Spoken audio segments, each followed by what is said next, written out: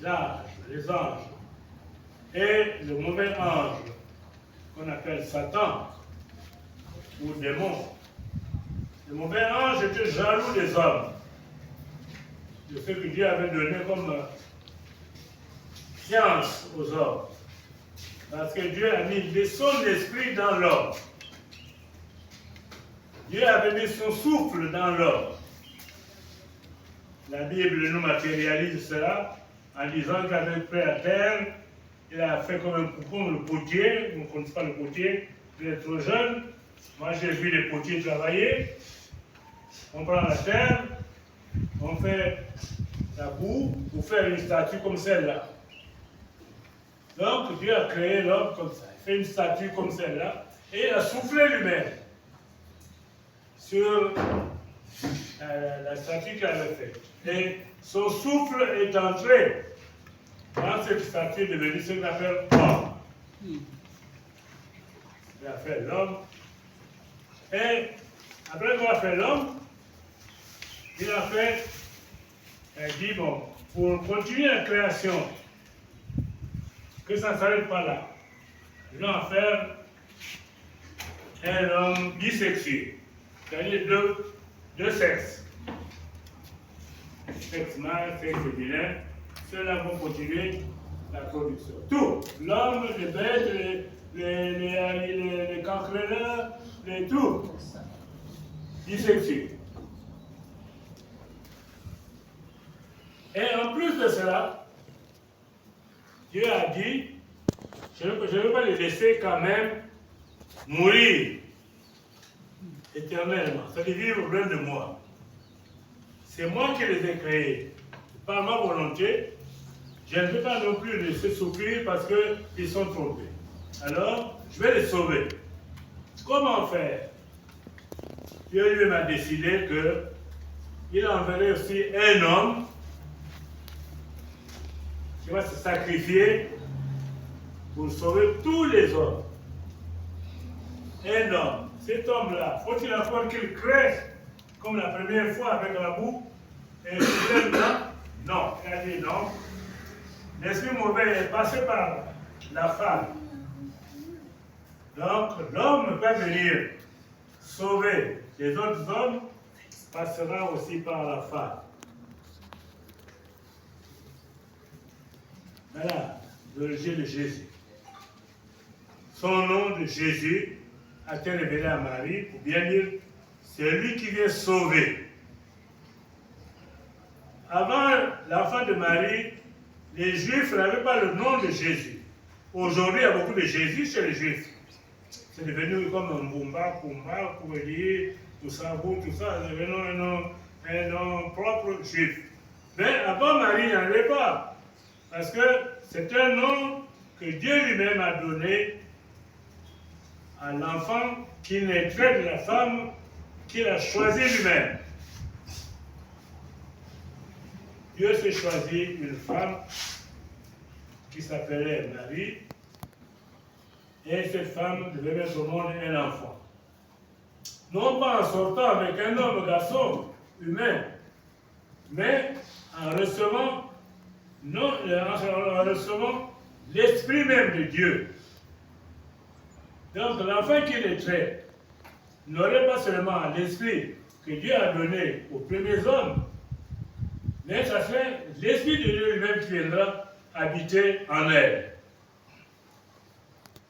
C'est ce que vous entendez parfois, le mari a eu un enfant, tout en restant vierge, elle a vécu vierge, elle est morte vierge, elle se trouve au ciel vierge. Parce que l'enfant Jésus n'avait pas d'autre père que Dieu lui-même. Comment l'homme vit au monde? Ceux qui sont encore petits, qui ne savent pas encore, comme vous ne voulez pas fréquenter vos mamans et vos papas tranquillement à la maison, vous, c'est les dessins animés, c'est n'importe quoi, vous ne pouvez pas savoir. Mais ceux qui ont fait l'école le savent très bien que pour voir un homme, il faut une femme qui sorte avec un homme. Et que la substance de la femme doit se mêler à la substance de l'homme pour donner un autre homme. Mais pour Marie, ça ne sera pas le cas. C'est Dieu lui-même qui viendra en Marie, changer le corps de Marie, changer cette substance qui donne l'homme, la transformer en une substance nouvelle, issue directe de Dieu. Voilà pourquoi vous avez entendu tout à l'heure, même dans le texte, on parlait les Juifs disaient, si tu es le Fils de Dieu, voilà, cet homme-là, il est le Fils de Dieu, là, c'est autant d'autres qui sont maintenant lui-même. Mais les pauvres gens, je me souviens bien de la vie de Jésus. Qui est Dieu lui-même, qui vient habiter en Marie. C'est Jésus. Alors, Jésus, avant de quitter cette terre, pour rejoindre sa vie céleste, avec son Père, comme il dit lui-même, il a voulu laisser un signe qui rappellerait son passage sur terre, qui rappellerait sa mort, qui rappellerait le pourquoi de sa naissance et de sa mort sur cette terre. Ce signe, c'est ce que nous faisons chaque fois que nous disons la messe. Nous rappelons ce signe-là. La mort et la résurrection de Jésus. Le passage de la vie d'esclave à la vie d'homme libre, comme de Dieu. Et aujourd'hui, donc, c'est un cours de ce repas qui a été organisé par les apôtres et auquel j'ai participé. Jésus leur a dit, moi je mange encore avec vous aujourd'hui, je bois encore avec vous aujourd'hui, mais c'est la dernière fois. Je ne mangerai plus avec vous. Je ne boirai plus avec vous. Je serai dans un autre monde. Je serai avec mon Père. Et vous aussi, quand vous quitterez cette terre, vous me rejoindrez là-bas. Donc Jésus, comme nous avons entendu tout à l'heure, les lecteurs aussi, bon, nous avons entendu que Jésus a mangé avec l'apôtre et il a dit, prenez le pain là, c'est la dernière fois que vous mangez, mais ce pain que je vous donne n'est plus le pain ordinaire, c'est mon corps. Pour bien signifier que la mort de Jésus n'est pas une mort qu'on a imposée. C'est lui-même, Jésus, l'enfant de Marie, qui a dit, j'accepte à mourir pour sauver mes frères. Il n'y a pas de sacrifice à faire à Dieu que ma vie. Il s'est donné lui-même à la mort. Voilà pourquoi, comme certaines personnes qui ne suivent pas l'Église catholique disent, mais si Jésus était Dieu, il n'allait pas quand même être tué par un homme. Puisque c'est l'homme qui a fabriqué, c'est Dieu qui a fabriqué l'homme. Comment l'homme peut-il dominer Dieu? Non. L'homme n'a pas dominé Dieu. Et Dieu lui-même qui a voulu se sacrifier, le Fils de lui qui a voulu se sacrifier pour sauver les hommes de l'emprise du mal. Parce que l'homme était sujet du mal. Et il fallait qu'il le sorte de là. Pour le sortir de là, le mettre entre le Créateur, il fallait un sacrifice. Et Jésus, né de Marie, le fils de Marie, a dit, je suis prêt Seigneur, je me présente, me voici, je vais faire ta volonté. Vous avez entendu le passage, tout à l'heure, quand le lecteur lisait, il vient faire la volonté de Dieu. Il s'est présenté pour les autres. Et je disais que parfois, dans les évangiles, il y a des moments où on n'a plus beaucoup sur la partie spirituelle, et je voici un des aspects. on doit être capable, quand on est chrétien, quand on est soi-disant chrétien baptisé au nom de Jésus-Christ et au nom de Dieu le Père et le Fils, on doit être capable de se sacrifier pour les autres. Se sacrifier pour les autres, peut-être on ne va pas jusqu'à se faire crucifier, mais laisser certaines choses qui nous intéressent pour que les autres soient libérés. Je prendrai un exemple. La boisson. Nous sommes les victimes de la boisson. J'aime boire.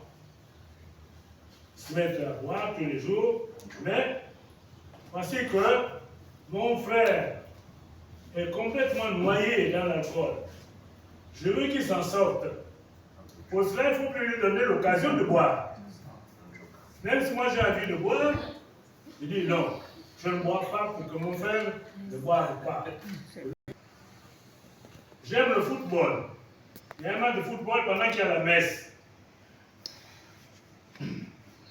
Mon frère veut aller au football. Moi aussi j'aime le football. Mais je me dis, je me prive de cette messe, de ce match, pour que mon frère aussi puisse aller à la messe avec moi. Si moi je ne parle pas ce match de football, il n'ira pas seul. Hein? Mon frère a manqué le match, moi aussi j'ai manqué le match, mais je vais faire un sacrifice. Je vais sacrifier le match qui m'intéresse pour permettre à mon frère aussi d'aller à la messe. Donc on doit toujours être capable, on doit toujours être capable d'aider l'autre sur le plan spirituel, même sur le plan matériel. Voilà. Jésus, fils de Marie, accepte de mourir pour que les hommes sortent de l'emprise de Satan. Les hommes puissent se débrouiller. Et il donne comme signe dans cette célébration. Le deuxième aspect spirituel qu'on peut retenir de ce texte aujourd'hui encore, c'est le pardon. Le pardon. Voyez-vous, Jésus est arrêté, maltraité. Voilà. Bousillé pratiquement avec des coups de chicotte et de tout ce qu'on veut. La couronne d'épines sur la tête. Une couronne d'épines, tu te plains être roi. Mais maintenant, voici la couronne. Oh, sur la tête. Le sang coule de partout. Il ose encore dire dans la prière, Père, pardonne-leur, ils ne savent pas ce qu'ils font. Mais comment ils ne savent pas ce qu'ils font? Ils tiennent la couronne en main. Ils sont eux-mêmes qui ont le marteau en main. Mais ils ne savent pas ce qu'ils font. Et Jésus pardonne. Il est cloué sur la croix. Le deuxième bandit qui était cloué aussi est en train d'insulter, mais toi aussi, tu étais capable de sauver les gens, non? Pourquoi tu nous laisses clouer comme ça sur la croix? Hein? Descends et nous avec.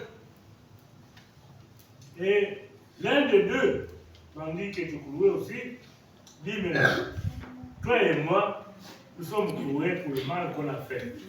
Mais lui, il n'a fait aucun mal. Il a accepté à faire. Alors, pourquoi veux-tu maintenant les suivre? Et Jésus lui dit, toi, qui reconnais cela, tu seras ce soir même avec moi au paradis.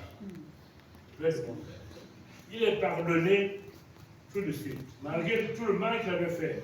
Il a été condamné à mort par la justice. Et Jésus le dédouane. C'est-à-dire qu'il lui enlève le mal qu'il a fait et lui donne la route du ciel. Le pardon.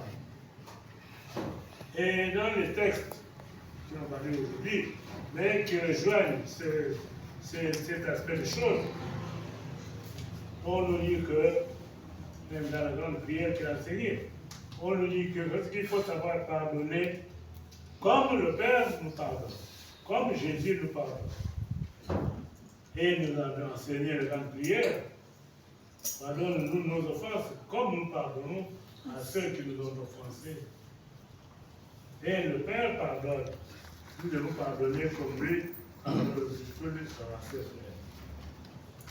Deuxième aspect donc, de ce texte pour le tenir aujourd'hui, le pardon mutuel.